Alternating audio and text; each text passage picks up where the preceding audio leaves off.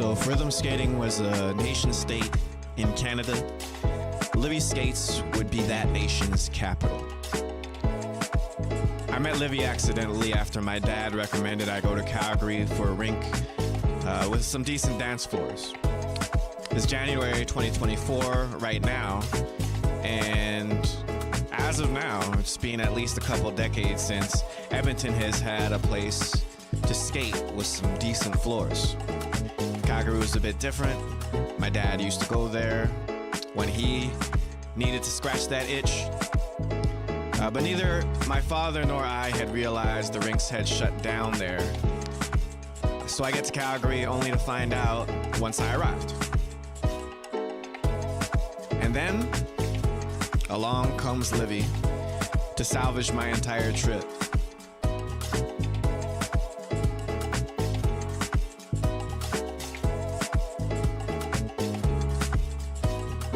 My name is Livvy Skates, and I'm a professional roller skater. I have lived in Calgary, I have lived in Williams Lake, I've lived in Edmonton, Alberta, I've lived in Spirewood, BC. I was born in Calgary. I first fell in love with rhythm skating. It was a few years ago now. I had just walked in the door to the roller rink. And you know, the bump of music hit me first, and then the smell, the deep fried onion ring smell, and then the body sweat smell hit me. But it all mingled together, and it was kind of fun. And then I saw the disco ball, and I felt like I could fly. And I was already an adult at that time, so that's when I knew it was love. My first memory of roller skating is probably as just a little thing, playing, you know, in the undeveloped basement. It was cement floor, and I think my mom kept her old roller skates down there. And it was, you know, the ladies had the white skates and the guys had the black skates. And yeah, it was a pair of white ones. And I remember even trying to like play around and see if I could fit my whole body in just one boot or like just goof around on her old skates, but thinking how cool they were. I would say my biggest influence in roller skating is seeing communities come together and seeing how they include, and you know, like love really is the message there with them. And include people and bring them on and train people up and encourage people. And you know, somebody in the community falls sick, they're there for them. I've seen lots of like fundraisers for people who their entire skate community gets together and does fundraisers if somebody gets cancer or something like that in other communities. And that's really inspiring. Like that really appeals to me. I feel like my childhood connects to the community. I long for a community like that. I didn't grow up in such a including community. I feel like I grew up in the outskirts of community, always on the sidelines of things and not really included. And I didn't have a community that I felt like I fit in or belonged in. I grew up in small rural towns where, I don't know, there really wasn't a lot of people who looked like me in those towns or cities. So I feel like I wasn't part of that community, and that is my draw now as an older person, as an adult. That is the draw for me now, because I want that in my life. The history of rhythm skating goes really far back. It is tied to a number of people, a number of cultures, but mainly it is tied to Black culture. It's got deep roots in you know, the civil rights movement. It's got deep roots in the hip hop movement, in the house movement. 80s, people just coming on the scene like Queen Latifah, Dr. Dre, you know, they all got their start at a roller rink. They all started performing at a roller rink first, because that was the first place that would allow these people to come in and entertain whereas other places wouldn't let them. So roller rinks was the place where they went to. There's JB style, which stands for James Brown style of roller skating, and it's a lot of side splits, a lot of funky music. It's moving to the beat in the rhythm, and a lot of that would have originated, out of Atlanta, out of Chicago, Detroit, New York. I definitely haven't learned all the styles out there. I think that's what keeps roller skating fresh for me, is that there's still always something to learn. But I have tried my hand at learning how to do JB style. I love it. I also love Detroit style. A lot of kick flares and turns and like ballroom dancing. I have made an effort to learn some floor moves. So I would call that like breakdance or jam skating. I feel like I do a combination of all of the ones that I know how to do, and I would call that like stylistic skating. It's encompassing a bunch of different styles. I think when it starts to, when people start to raise up and create choreography and movements that hasn't been seen on roller skates, or is making a beautiful combination and making a smooth movement that is very pleasing to the eye, and people are catching on, so it creates like an army of the movement that you're doing, of the routine that you're doing, and it catches on, and then people ask you where you're from when you travel to another skate party or skate destination, and people see you dancing, and then they're like, where are you from? Because they want to know what style you're doing.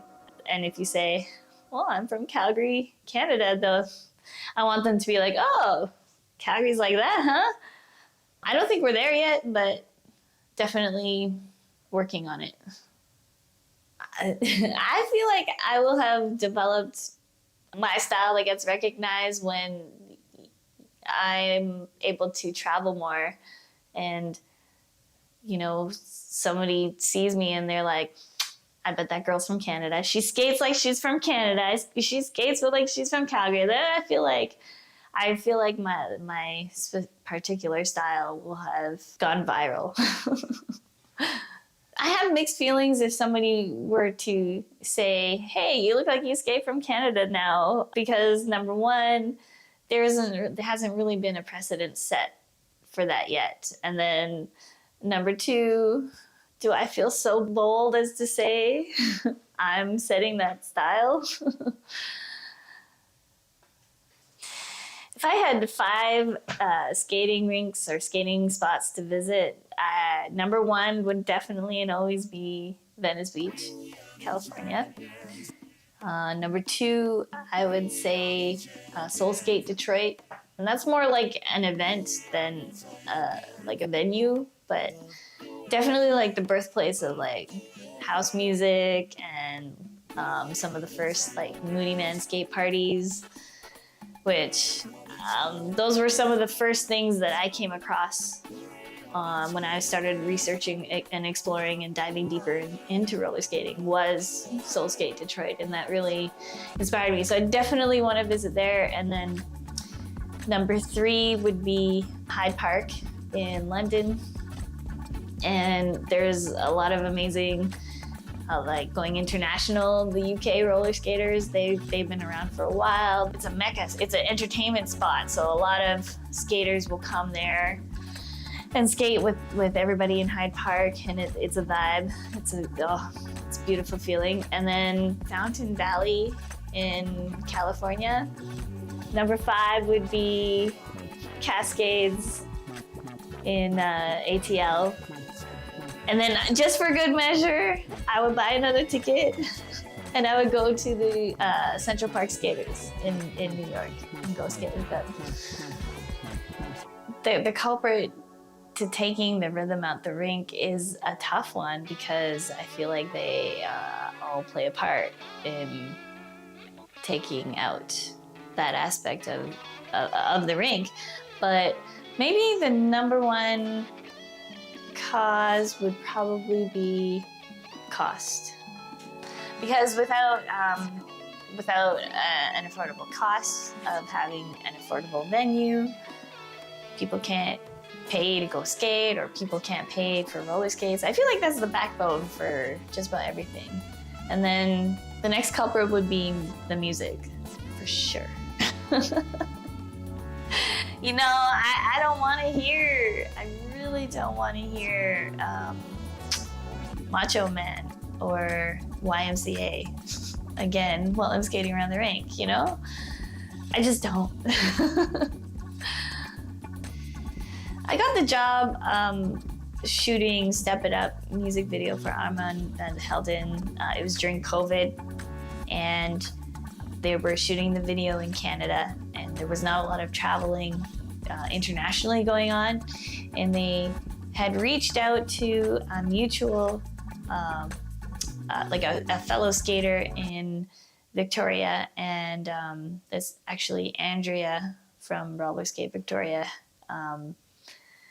My name was on her lips, and she put my name forward when they were looking for a black female roller skater in Canada to come and shoot this music video, because the DJ really wanted that the black woman essence on screen representing roller skating. So it was obvious to me from that point, from when they said, yes, they are looking for a black female roller skater, that either he had some history of roller skating or knew about the history of roller skating. So they reached out to me. They put my name, she put my name forward, and they got in touch with me, and I responded right away and said, yes, what a dream come true. It was exactly what I was looking for. It was an amazing experience flying out first class to Toronto, where we shot on the Toronto Islands, and it was a pretty decent sized production. They flew me out for 7 days, and we only shot for 2 days. I had a wardrobe test, and they had a hair and makeup artist there. I hung out with the director the night before. And, you know, he explained his vision for the video, and I got really excited about it. And it was an amazing experience. They paid for obviously my travel, and they put me up in a really cute little hotel, a boutique hotel downtown Toronto. So I was able to actually go out and see the city on my skates, of course, and meet up with other skaters. So I got to know some of the Toronto and Hamilton skaters, as there's a big scene down there, or it was starting to happen, because it was at the beginning of COVID, and kind of roller skating was really popping off. So I got to skate at the Hamilton Pier, and because Scooter's Roller Palace was closed during COVID, but there was a rink open in Brampton, I was able to skate there. And I met some really cool people out down there. It was an amazing experience. Really, really awesome. I was treated very well. Yeah. Got picked up in a limo from the airport. They had my name on a sign. It was very cool. Ghostbusters After Death movie that was released at the beginning of, I think it was like 2020 where they released it. And there was a roller skating scene, and I got hired for that. And that was a really big, cool, being on a movie set and skating. And I had done a couple of commercials and things like that, but it wasn't really the focus. This music video, it was gonna be everything roller skating. The whole focus was gonna be roller skating. So this was probably, the biggest thing to date that I was able to take part in. Roller skating has enriched my life in every way possible, from my physical well-being to my mental well-being. I really feel it's had an impact on both, and I feel stronger because of it. I feel like roller skating has had the power to heal trauma, especially my trauma, by allowing me to take what I have been, turning over and over in my mind and leave it on the floor, it's allowed me to slip into a zone where I can focus and affirm good things about myself. I can meditate on my next step. I call it a rolling meditation, and I feel like it's actually taking me from a broken place to a healing place. And I feel like it can do the same for other people and other communities. So I've been trying to translate what that healing looks like for other people by introducing minority communities who wouldn't normally get a chance to discover the healing capabilities and the joy of roller dancing and roller skating for and in their community. So I want to be able to bring roller skating to these communities. I want to further my reach for that. One of my strategies to reach these people is to throw an event. I want to throw a good old knee-slapping, butt-shaking skate party that people will talk about for years to come and want to come back to.